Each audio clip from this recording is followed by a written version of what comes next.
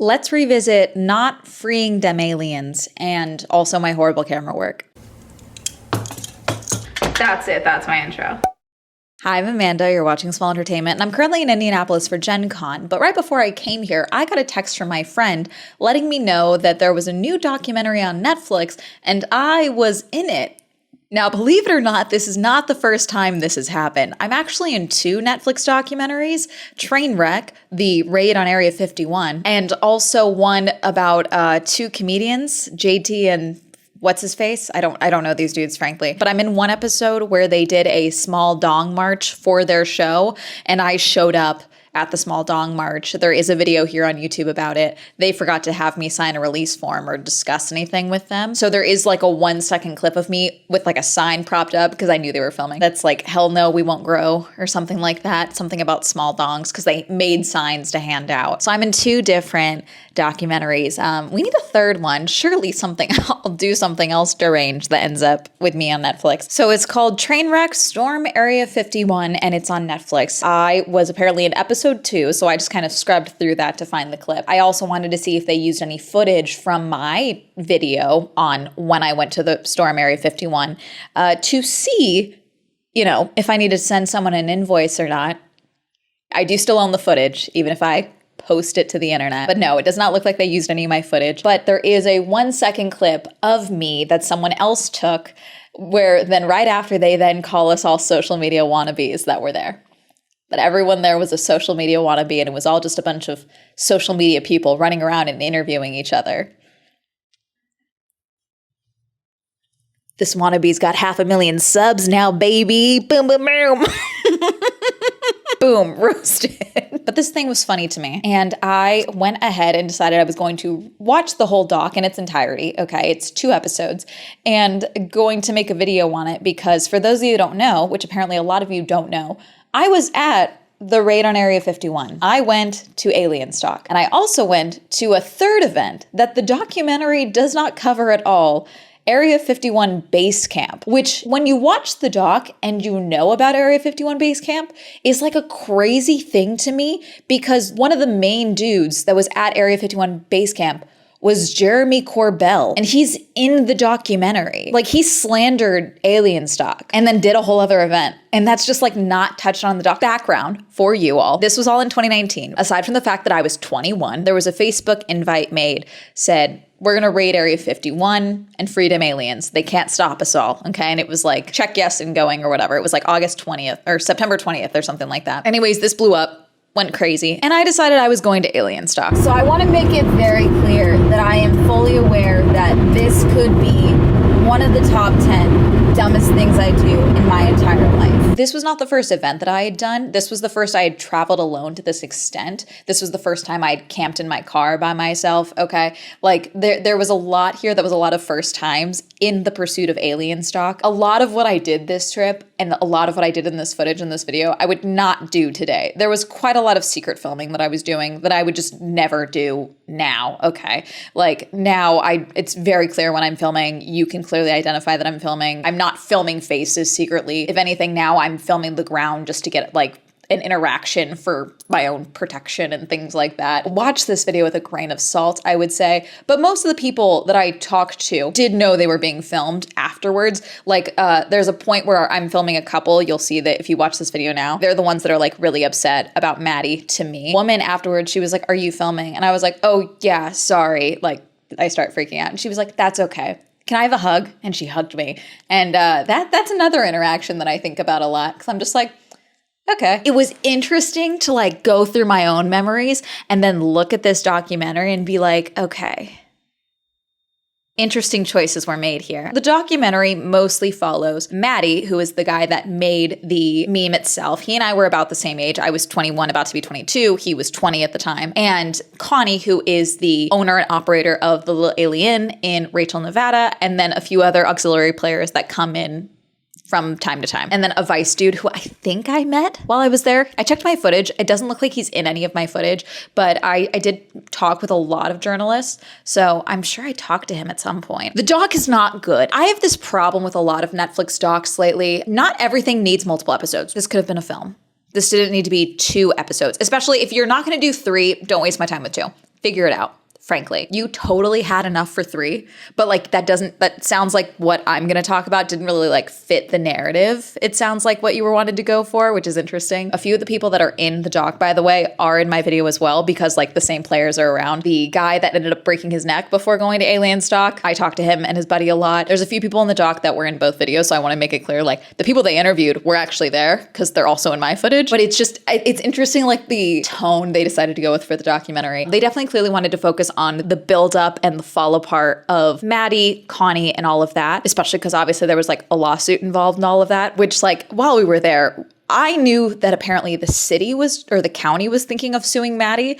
I didn't know that there was a follow-up lawsuit between Connie and everyone else going on, but it was kind of like alluded to. In one of the clips I have, you hear Connie being like, I'm not looking at anything. I'm not signing anything without my lawyer looking at it with everything going on. At one point, Connie was in front of the inn talking to a crew from the Travel Channel for something with the UFO Bros. She was letting them know she wasn't going to sign any release forms without her attorney reading it first. Fine, and that was it.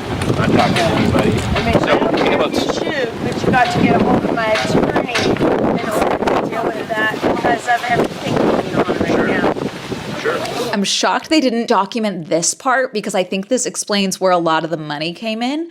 Like there's certain bits where I'm like, why did you not talk about this? Also, I hate docs that use recreations. I'm so sorry. I hate reenactments, especially with the people that are like actually involved, but it's like a modern reenactment of what happened, especially because they also use drawings, like illustrations and animations to like explain certain details. Pick one. So many modern docs suck now. And it's like, I watched this thing on 1.5 speed, 1.5x speed, and it still dragged. This thing was slowly paced. My God, it was, I don't know why you edited this way. This did not need to be 2 episodes. This doc was not good. One of the people who they did end up talking to for their footage was Plain Rock 124. You guys may know him from YouTube. He and I were both at Alienstock, hung out a little bit while we were there. In the clip where he's like, YouTuber, I'm the other person off to the side that you can't see. He posted, because I posted like, I'm in this doc, and he was like, oh, it did come out. He was like,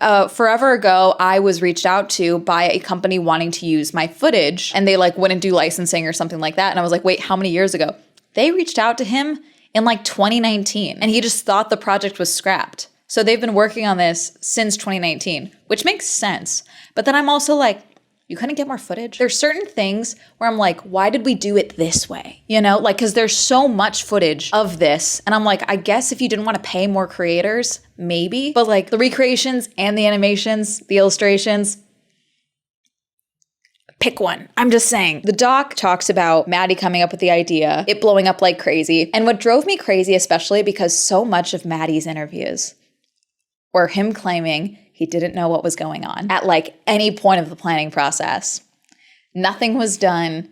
He knew nothing. All these people are coming in, but he knows nothing. And I get it.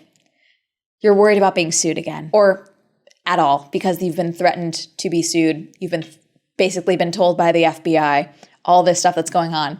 And yet you're claiming you knew nothing about the planning organizations. I guess he wasn't mentioned in the lawsuit between Connie and the guy that ended up coming in. Maybe that's it. I don't quite know. But his interviews ticked me off every single time. I'm like, at a certain point, you have to be acknowledging of the fact that like you started this. And sure, if it blew up past you, walk away immediately. Hey guys, I'm not involved. But you involved yourself. You said, let's do this. Let's make this happen. You went on TV and Naruto ran, outrun their bullets, all these interviews. Yeah, I really didn't know what was going on. I didn't know what was happening. Nope. I don't believe you, you know, and it was irritating because it kept happening. But basically, they're looking for a venue. He didn't even know about the little alien, it sounds like, okay? Just knew we're going to raid Area 51. People were calling Connie at the little alien. It's the only business in Rachel, is from my understanding. It's like a few rooms and a little diner and a gift shop. People are calling to like book rooms and stuff. I believe this is one Unicron booked a room. She is also in the doc. Unicron. I don't know if she still refers to herself as this, but she runs Unicult, which is a digital cult. Did they refer to her as this in the doc? I don't know. She's talking about like, I felt like we were communing with the aliens. She did multiple meditation sessions while we were out there. Then Someone came by, told Connie about this. Then Maddie and this first promoter, who seemingly did nothing. So much of this doc I wanted them to press more on because so much of this doesn't make sense. Maddie and this promoter come to the Alien looking for a venue, and she's like, so you're the reason this is all happening. And then they're like, no, we want to have a music festival. Let me show you the grounds, whatever. Walks around, decide this is going to happen. Okay, they start planning. But somehow nothing is planned in concrete, and yet Connie's paying bills to get things done. And they basically like, we're telling Connie, we're going to handle everything. You just need to get the land permit, and like already has the liquor license, things like that. I don't know. Things were not making sense in the way they executed it in the doc, because they're like, oh, we'll take care of everything. Again, we've got like 6 weeks before the start of Alienstock. Okay, originally they apparently called it Raid Rachel. From what I saw, every time I saw it, it was Alienstock, so I don't know how quickly they actually changed it. And then at one point, the residents of Rachel, because there's like 54 people that live in Rachel, okay? They're battling Connie because Connie's the one there. Maddie's in California. He's not dealing with all of this. Connie is gets a bill from someone. While she's at the courthouse, I think she said, she gets a bill for $100,000 in security fees. They apparently had a sponsor, but then the bills are going to Connie. She's freaking out because she's like, I don't know how I'm going to pay this. I'm going to have to sell my house. Then she says in a second later that the person who handed her that bill comes up and says that he is an event organizer or promoter and he wants to help her. Unless I misunderstood that whole interaction, that sounds sus. We'll pull up the actual like judgment in a second. She's owed a lot of money from this promoter apparently, but apparently she wanted to hear them out. They apparently claimed they had money and that they could help her. She's writing all these checks. She's worried about the sanctity of her business. So she goes to Maddie and is like, I think we should at least hear this guy out. So the original promoter is like, great, this was going to be a mess anyway. I washed my hands of this. I don't think he did dick, at least based off what we saw. What concrete did you do aside from maybe getting the sponsor because Bud Light was doing like an alien line thing? What did you do? Because it sounds like nothing, but then it sounds like a lot of stuff was done. Connie and Maddie agree to meet with this guy. They're in a hotel. Everything seems to be going fine. Connie is there with this guy. They're talking. Everything's fine. Then Maddie comes. Then it's like, okay, let's see your bank account. Open up your bank accounts. So then the tones change. And it just sounds like there's not much plan. Regardless, this whole interaction blows everything up. And Connie ends up storming out crying. I'm done. I'm not working with you. I'm leaving. This new promoter then tells Maddie, we will do this with you. This is a mess. We won't work with Connie. Maddie, also in this time as well, throughout all of this, Maddie's been visited by the FBI. Do you have plans to, storm the base? What are your affiliations? Basically trying to determine if he's a threat. Which, I don't know if you guys remember this time, but, there were videos from people that were claiming to be, on nearby bases or within this base that were basically posting videos like, thanks guys, now we're in a briefing because you guys want to freedom aliens or whatever the fuck. I believe all of this. Okay, I believe all of this. I believe he was visited by the FBI, especially if you guys are on Twitter at all. You know that the FBI is being real loose with the visits lately. So I fully believe that he was visited, especially because with the protected base and things like that, they apparently, and were confirmed throughout this doc, that there are shoot to kill orders if you try and get on that base. I don't know if anyone's actually been shot on the base in recent years. No one was shot from this time frame. But, it has happened, apparently. And, they did have people that were, stopping the Area 51 bus, which is just, people that work on base being bussed in and out. There were people that, went and filmed it. That was apparently a YouTube live stream. And I did find two guys, I believe, who were German, who were being interviewed by German media because they were being held for questioning, I believe, from this time before the raid on Area 51 about them trying to get into base and filming and things like that. So I don't know if that's what they're referring to. There was a lot of pressure on Maddie. And before I went out there, it was announced the county was declaring Rachel a state of emergency for the possible prep of all these people coming to the town where it's 70 miles into the desert. If you run out of water, if you run out of gas, you're kind of screwed. I was just prepping under the guise of I'm going to be prepared to bring everything in, bring everything out. The Girl Scout in me was activated, and Alamo was the closest gas station to Rachel, which is where I filled up, and that's in my video as well. Maddie was told again and again and again, it seems, if anything happens to anyone out there, whether it's they get shot on base, or there is just a crime that happens at Alienstock in Rachel because of something that you organized, you will be the one that we go after. I get it. I would also start looking sideways, but I wouldn't have gotten to this point as well, because this all happened before they turned it from Raid Rachel to Raid to like Alienstock, apparently, according to the doc. There was multiple times where it was very clear he's gonna pull out, but also they're doubling down the entire time, but also it doesn't sound like they're doubling down. But basically, the promoter, the new one, says, I'm not gonna work with Connie. Let's fix this. Let's do something else. And so Maddie then goes on Good Morning Vegas or whatever, and basically is super up in the air and is like, I'll be in Vegas. I'm not going to go raid a base or anything like that. And Connie sees in real time him abandoning her.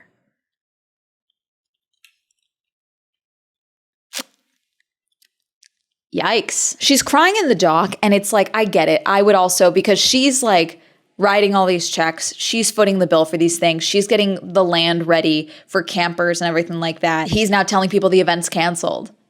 And she's on the hook for everything. Events happen. Maddie ends up doing his event in Vegas that was like a one-night thing. A bunch of people did not have service out here unless you were like hugging the little alien. I was fortunate enough to have service that I didn't need to do that. My provider was working out there. So a lot of us were like checking Twitter while we were there for actual Alienstock because it was like a 3-day thing. And we had seen Maddie's like event, and aside from everyone there that was like, fuck Maddie. Maddie's an asshole. He abandoned everyone and he knows not to show his face out here, basically. Aside from that, like everyone was like, yeah, that stupid event out there. I heard 50 people showed up. It does look like a bunch more people showed up to that one in the dock. Also in my video at one point, I will say, I did accidentally say that there was 15,000 people at Alienstock. That was incorrect. I definitely meant 1,500, which I said later in the video. So I want to make that note if you guys go watch that. Okay, let's talk about all the events, because what I found the most interesting about the documentary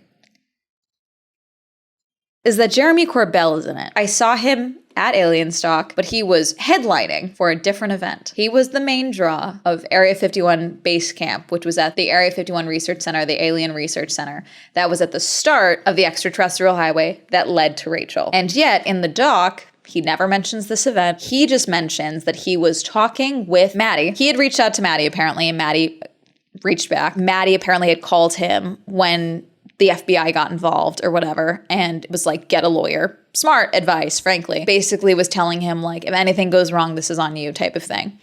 Which, in the doc, I'm assuming that's why they don't bring up Basecamp, because then that kind of makes Jeremy look real bad. If it makes it look like he's like, yeah, don't do Alienstock. Think about your future.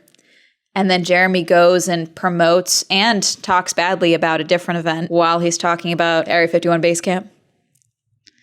Interesting, you know? It just paints a picture that doesn't look good. The Alien Research Center had been posting stuff about Alienstock. Jeremy had been posting stuff about Alienstock and how it's canceled and how the true believers were going to be at Basecamp. So I went to both.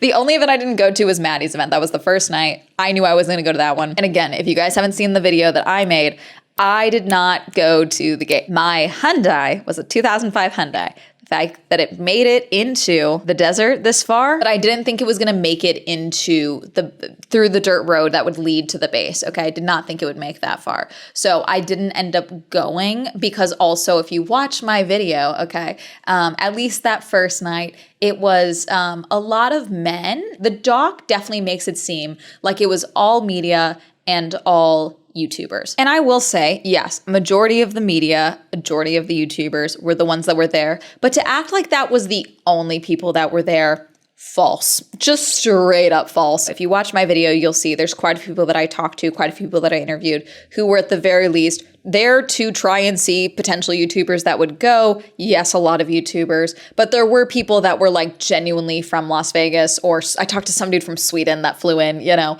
like there were people that came in to like see if people were going to run the base, or no one seemingly was going to do it, but it was mostly people that wanted to be a part of this cultural experience that they thought Alienstock was going to be, or like to see what would happen with like this amount of people showing up, or they wanted to be a meme, you know, like that. But to say that it was just a bunch of like YouTubers interviewing each other, I just don't think that's true. You know, it just straight up isn't. What happened a lot while I was at Rachel is you would be having like a totally normal conversation with someone. Like I'll never forget, because I had breakfast at the Little Alien. I got short stacks and a little blow up alien. I was sitting at the bar with someone, and he was like going through photos and like syncing them to his phone. And I was like, oh, one of my batteries died. I got to swap this out. And he was like, you don't have more batteries? Because I had like I had multiple cameras with me and things like that. And I was like, oh no, like still getting used to this, blah, blah, blah, blah. Like talking about camera stuff. And then out of nowhere, he's like, oh, you slept here last night. I was like, oh yeah, I just car camping, you know? And he goes, yeah, they tried to freeze us out last night. Oh yeah? Because I'm not going to say, what? This is where I think the way I talk at events started. This was it. This was the improv. This was coming through. He said, yeah, they turned on the weather machines on us last night. And I was like, what do you mean? Well, you know, got down to 20 last night. I was like, yeah, we're in the desert. It's September. He was like, no, it's like 80, 90 during the day, 20 at night. They're trying to get us off the land. Oh, okay. You think they'd use those a lot? I don't know, but they're using them now. You know, they probably got the lasers on us too right now. Oh, okay. You know, like it was things like that where it was like you'd be having a totally normal conversation with someone and then they just whip that out of nowhere and you're like, oh. They have microwaves that make you feel like you're going to catch on fire? Well, it's just an active denial system. You won't see it until it's too late. Oh, okay. You won't see anything. You'll just feel it. Okay. You'll feel like somebody poured kerosene all over you and lit it on fire. So, like, to say that there weren't, like, alien people truly here, like, I just disagree. You know, did they go to rush the base? No. The threat of bodily harm does work on most people. In the doc, it's revealed that apparently the U.S. government, the military, had $11 million in losses. Which is such an absurd number, but I believe you, because something that's not in the doc, which I feel like I got a clip, but I don't know if I ever actually used it. While you were driving into Rachel, a good half a mile up from Rachel was another alcove, I believe, off the road. And they used this as the base camp for the military vehicles. I believe I saw FBI. I don't think I saw CIA, but there was like a Humvee. I don't think there was a tank. I don't know if this was just like extra storage there, but like everyone seemed to act, when I spoke with people, they all seemed to act like this was not normally here, okay? And it looked like it was in operation. Like it looked like people were there while I was there. I assume that's where a lot of the money went, was just the preemptive. The police force was obviously around at Rachel. At one point, a cop was flirting with me by showing off the drone he was using. Another one of the people that I was with said this. I thought we're not allowed to have drones out here. And he goes, yeah, but, you know, we're law enforcement. We get to do some things that other people can't do. And then realized we all had cameras and was like, I didn't say that. Delete that. Actually, go away. And like went back to the other side. And it's like, what are we doing? That was my personal experience out there. There was a bunch of people that were entrepreneurs out there that had like booths, that they did have vendor booths at Alienstock. I bought a solar panel that like clipped to your backpack to charge my phone. That didn't work. I was out there all 3 days for Alienstock. I went out there the first day, spent the night there out in Rachel in my car. Nearly set my car on fire, but that's unrelated and unimportant, and it doesn't matter. No one ever found out about that. We ended up selling that car to someone in my family, and they still don't know that I basically set the backseat on fire. You know what? There was a lot of stupid things I did that trip. You know what? We live and we learn. You'll have to read the book about that one. I spent the night that night, and then the next day, I stayed there for a couple of hours. They kept pushing the performances, and I left to go to Area 51 Basecamp, which was on the way, the freeway that I had to pass to get back to my hotel in Vegas for that night, because I was like, I'm going to go sleep in the hotel that night. I go to Basecamp, and it was like, it had been going on for like a couple of hours. And again, this was $51 a day. For Alienstock, I only paid for parking, okay?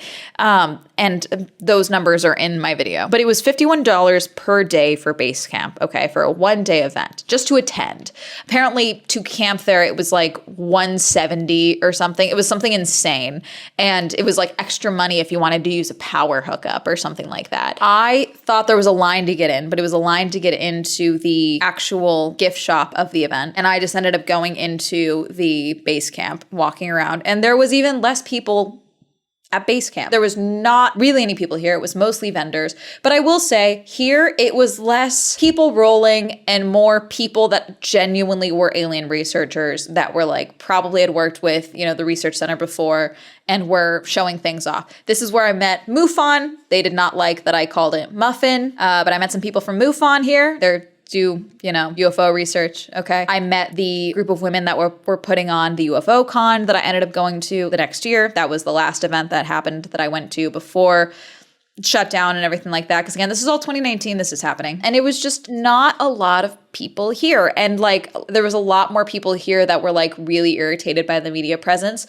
But this, I would say, was 90% media presence, even though, let's say it was 60, 70% media presence over at Alienstock. Basically, Basecamp's whole thing was that the festivities were like kicking off at night. So they were going to show Jeremy Corbell's doc for part of it, I believe. But then they were also going to do a video call with Bob Lazar. He was going to call in, and it didn't fully work. It did come in and out, but like Jeremy was like on stage and then invited out this rapper, Suwana, I believe was her name. And she did a few songs before doing her rap that she did about Area 51 and like talked about Bob Lazar and everything like that in the rap. I was there for like a little while longer and then I was like, okay, I don't think this is going to get any crazier. I think I'm going to wrap this up. And I left and then stayed the night in Vegas and then came back first thing in the morning, not to Basecamp because nothing was going to start till 1 p.m. on Saturday for Basecamp. And I went back to Alienstock. People had cleared out, including a lot of the YouTubers. They were just like, I'm bored. No one raided the gate. Bye, and left. And then a bunch of the performers kept getting pushed back.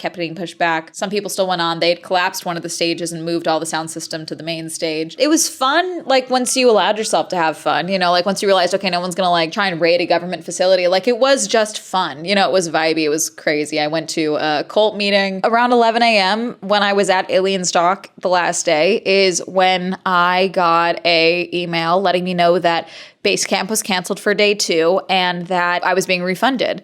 And so I'm like, okay, I guess I'm not going now. I guess I'm done after this. Okay. And then someone was like, oh no, we just came from there.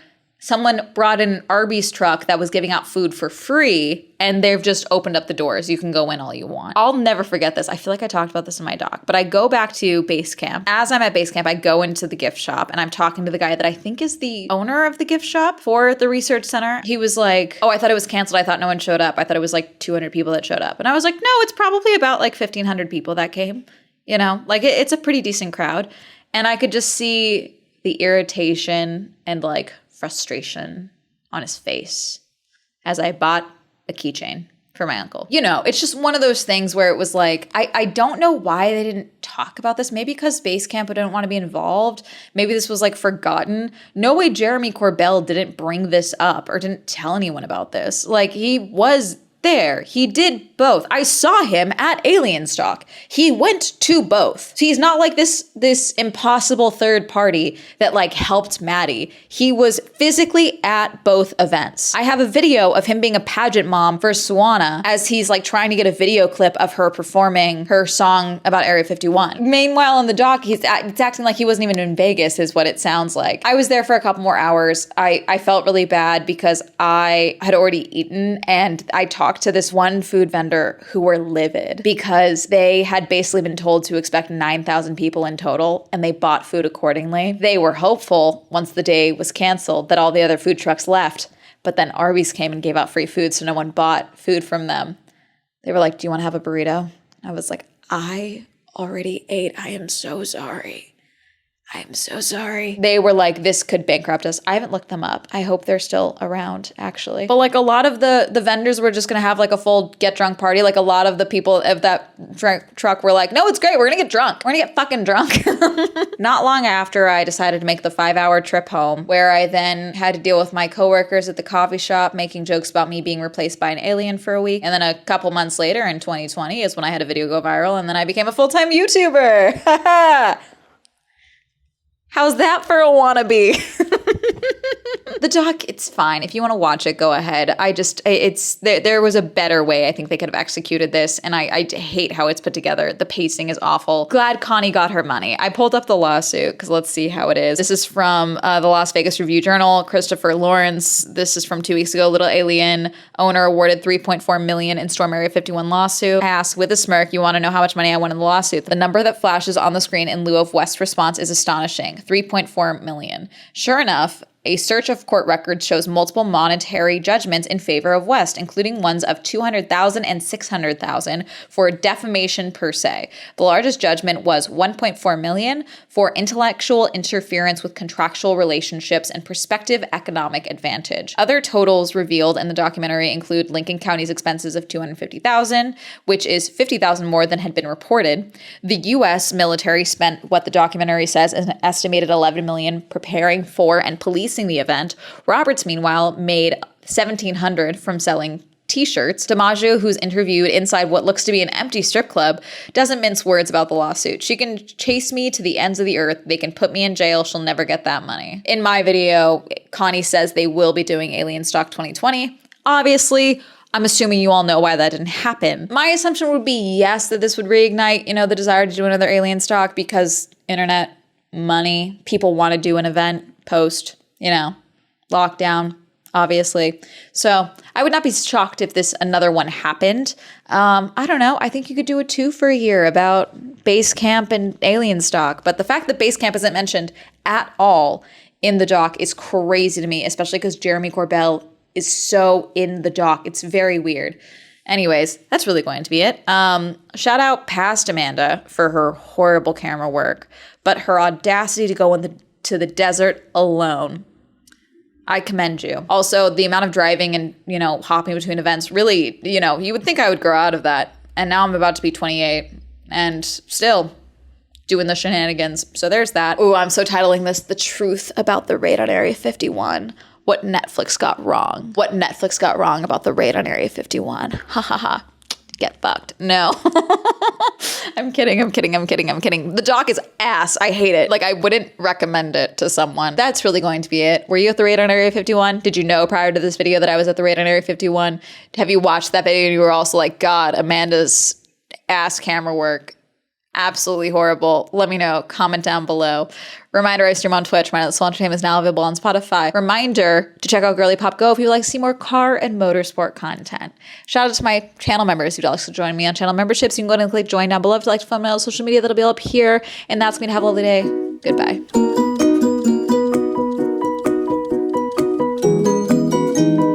God, I didn't even talk about the guy that invited me back to his van the first night of Alienstock. I politely declined, but that was the first thing I told my father when I talked to him when I went back to Vegas. A guy invited me back to his van.